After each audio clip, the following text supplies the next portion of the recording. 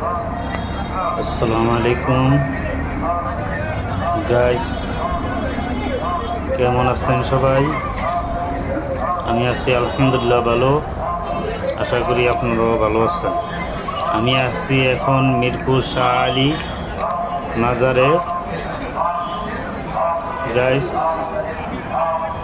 মাজারে না আসলে কখনো বুঝতাম না যে মাজারের মধ্যে কত ধরনের ভণ্ডামি চলে। মাজারের ভিতরে আসার পরে দেখলাম এখানে গাঞ্জা বিক্রি হয়, বিভিন্ন নেশা সেবন করা হয়।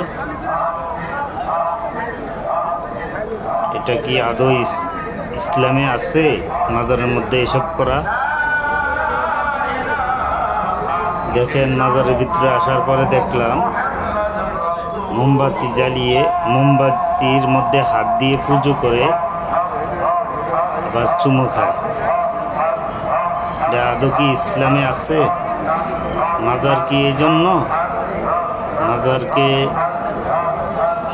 আসলে মাজার তো কিছু ব্যবসায়ীরা মাজার বানাইছে,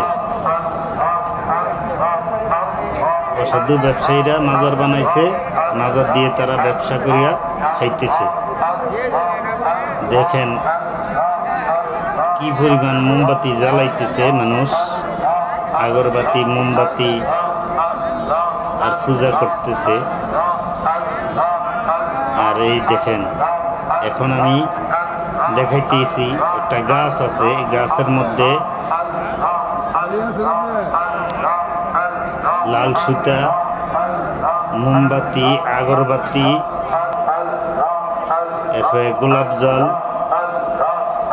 আরো কত কিছু। এই দেখেন, গাছ পূজা করে তারা সবাই। এটা কি ঠিক আদৌ?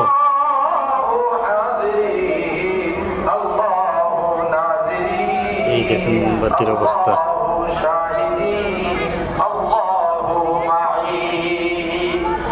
এই দেখবেন মাজারের ভিতরে কি পরিমাণ ফুল দিয়ে, মোমবাতি দিয়ে, আগরবাতি দিয়ে সাজাইছে।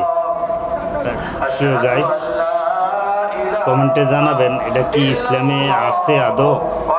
এটা কি ভণ্ডামি না ব্যবসা করা? এটা জানাবেন সবাই কমেন্টে।